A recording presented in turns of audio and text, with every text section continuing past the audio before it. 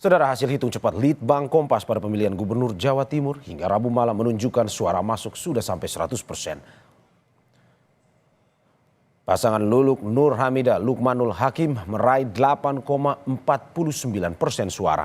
Kemudian Kofifa Indar Parawansa Emil Dardak 58,73%. Sedangkan pasangan Tri Risma hari ini Zahrul Azhar sebesar 32,78%.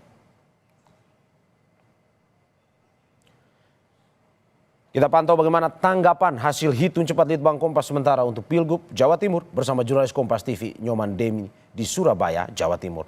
Nyoman, selamat pagi. Ini bagaimana tanggapan dari paslon Kofifa Emil Dardak atas hasil hitung cepat ini?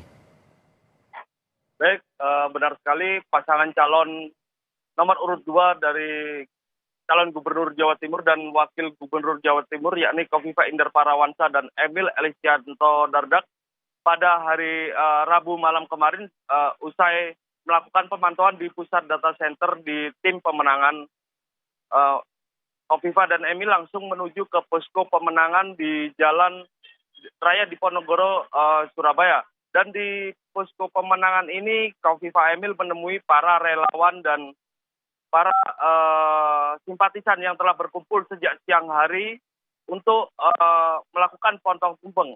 Namun potong tumpeng ini sebagai bentuk syukur atas terlaksananya pilkada yang berjalan lancar. Dan pada kesempatan tersebut Kofifa juga menyampaikan kepada para relawan dan simpatisannya yang ada di posko pemenangan ini yakni agar tidak melakukan euforia atau melakukan pesta seperti itu. Dan Kofifa juga menyampaikan dan mengajak para simpatisannya untuk tetap mengawal proses perhitungan suara secara manual atau real count yang dilakukan oleh KPU. Dan untuk pasangan Kofifa dan Emil sendiri pada hasil quick count yang dilakukan oleh hitung cepat Litbang Kompas pada kemarin malam, yakni Kofifa dan Emil mendapatkan suara quick count yakni sebesar 58% dari total suara yang masuk, yakni sekitar 81%. Seperti itu, Mario. Iya, hingga saat ini pesan dari pasangan Kofifa Emil agar tidak melakukan euforia berlebihan dan menunggu hasil dari KPU. Terima kasih Nyoman atas laporannya. Selamat bertugas kembali. Saudara, pasangan Cagup-Cawagup nomor urut 2 Kofifa Indar Parawansa Emil Dardak meraih suara 58,73%. Lalu faktor apa saja yang mempengaruhi suara tiga paslon ini di Pilkada Jawa Timur? Kita ulas bersama Kepala Biro Kompas TV Jawa Timur, Wahid Mukaidori. Selamat pagi Mas Wahid. Mas Wahid, ini sebelum saya bertanya, ini survei Litbang Kompas sebelumnya mengatakan bahwa Kofifa ini diprediksi bakal menang karena memiliki citra yang positif di masyarakat sebagai seorang yang merakyat dan juga anti korupsi. Untuk Mas Wahid sendiri, saya ingin bertanya, apakah betul karena alasan ini atau apakah berkat geokultur petahana sebenarnya?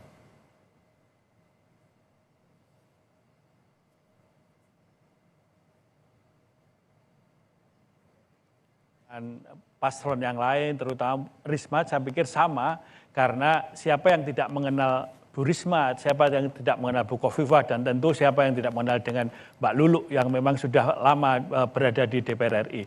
Tapi memang ternyata popularitas itu tidak selalu bergaris lurus dengan elektabilitas. Ya, jadi ini dari hasil survei Litbang Kompas bisa kita lihat bahwa memang popularitasnya di antara tiga paslon barangkali berimbang, namun elektabilitasnya berbeda. Kalau kita menganalisa dari hasil Litbang Kompas, kenapa elektabilitasnya Kofifa cenderung menonjol? Ya, tentu ini ada beberapa faktor. Faktor pertama adalah modal sosial. Modal sosialnya memang sudah lama. Bu Kofifa itu sudah 4 kali mengikuti pilkada di Jawa Timur, 2 kali belum berhasil, kemudian yang dua kali ini berhasil, sehingga masyarakat juga sudah cukup mengenal. Mereka juga mengenal Bu Kofifa sebagai tokoh muslimat, tokoh ibu-ibu di kalangan Nahdien, siapa yang tidak mengenal Bu Khofifah, mereka punya jaringan yang luar biasa. Kemudian yang ketiga adalah Bu Khofifah ini sudah satu periode ini di Jawa Timur, dan tentu masyarakat secara mengenalnya akan lebih intens karena mereka juga sering terjun ke lapangan. Tapi sebenarnya Bu Risma juga punya modal sosial yang sangat tinggi. Karena apa? Karena Bu Risma ini sangat populer juga. Bahkan di Jawa Timur, khususnya di Surabaya ini lebih populer Bu Risma daripada Bu Khofifah. Apalagi ketika sudah menjadi Menteri Sosial, orang Indonesia mengenal semua dengan Bu Risma ini. Tapi bagaimana hasil Litbangkompas elektabilitasnya kok lebih rendah? Ya barangkali ini modal politiknya yang mungkin kalah setat dengan Bu Khofifah ya. Karena ketika Bu Risma berada di Jakarta sebagai Menteri Sosial, Bu Khofifah sebagai gubernur di Jawa Timur yang tentu memang selalu bersentuhan dengan masyarakat di Jawa Timur. Kemudian bagaimana start ketika kampanye membangun soliditas di lapangan di masyarakat, itu saya kira juga secara modal politiknya lebih dulu Bu Khofifah, karena Bu Khofifah memang sudah lama tidak secara langsung dia berkampanye, tapi sebagai kepala daerah, sebagai gubernur terjun ke lapangan itu adalah memperkenalkan diri, popularitasnya dan tentu elektabilitasnya ketika melihat bagaimana kinerja di Jawa Timur selama 5 tahun terakhir. Mas Wahid, berarti Anda mau bilang bahwa syarat rekam jejak politik ini akhirnya membuat Bu Khofifah lebih unggul dibandingkan Bu Risma, walaupun popularitasnya sebenarnya sama. Ya, kita melihat fakta dari hasil quick count Litbangkompas, ya memang seperti itu, mau apa lagi. Jadi memang ini realitas politik yang kita lihat, sekalipun hasil hitung cepat Litbangkompas maupun dengan lembaga yang lain kita masih akan menunggu keputusan resmi dari KPU Provinsi Jawa Timur. Namun setidaknya ada gambaran bahwa bagaimana kondisi pemilih suara calon gubernur dan calon wakil gubernur di Jawa Timur kan kita sudah bisa meraba, sudah bisa menilai, bisa kita memberi gambaran kira-kira seperti ini, figurnya seperti ini. Paslon nomor 2 lebih unggul, paslon nomor 3, nomor 2, kemudian paslon nomor 1 dapat suara yang ketiga. Saya kira ini realitas politik di masyarakat dan semua menjadi tahu bahwa nanti tetap kita akan menunggu apa hasil dari KPU. Namun setidaknya masyarakat Jawa Timur sudah punya gambaran siapa calon pemimpin 5 tahun ke depan di Jawa Timur. Bahwa kalau Mas Wahid, kita tidak bisa menafikan bahwa sebagai petahana pada akhirnya Khofifah akhirnya bisa memberikan sesuatu untuk lebih dikenal. Di mana Khofifah sendiri memiliki prestasi yang tidak bisa kita pungkiri, bahwa ini saya catat bahwa ada 631 penghargaan yang sudah diraih pasangan Khofifah Emil di periode kali lalu, dan juga berhasil menurunkan tingkat kemiskinan ekstrim di Jawa Timur. Menurut Anda ini juga salah satu jadi penentu pada akhirnya Khofifah bisa unggul atas Risma atau bagaimana? Ya, itu menurut saya salah satu faktor yang tidak bisa dijadikan tolok ukur dominan ya, karena saya lihat masyarakat di level bawah misalkan, kan dia tidak mengetahui penghargaannya yang diperoleh Bu Khofifah itu berapa, saya kira juga tidak berpikir seperti itu. Maka masyarakat ketika memilih Bu Khofifah sebagai calon gubernur, saya kira melihatnya dari sisi modal sosial dan modal politik tadi. Bahwa ada prestasi-prestasi itu iya, itu menjadi bagian dari faktor-faktor penentu kemenangan. Namun itu juga tidak dominan. Menurut kami faktor sosial, modal politik, dan bagaimana calon-calon ini turun ke bawah, mengenal, menyampaikan programnya, adu gagasan di dalam debat, kemudian bagaimana menyiapkan solusi ketika ada persoalan di masyarakat. Saya kira itu juga menjadi tolok ukur yang lebih penting, karena yang lebih bisa dirasakan oleh masyarakat. Mario. Oke. Mas Wahid, ini menarik, ada beberapa hal yang akan kita bahas ini. Salah satunya ini juga terkait dengan dari pantauan Kompas TV wilayah Jawa Timur sendiri. Ini wilayah yang jadi tempat kemenangan dari masing-masing paslon. Ini kekuatan masing-masing paslon ada di mana? Tadi Anda sudah menyebut bahwa Risma ada di kota Surabaya. Sedangkan dua paslon lain ini ada di mana dari pantauan Anda?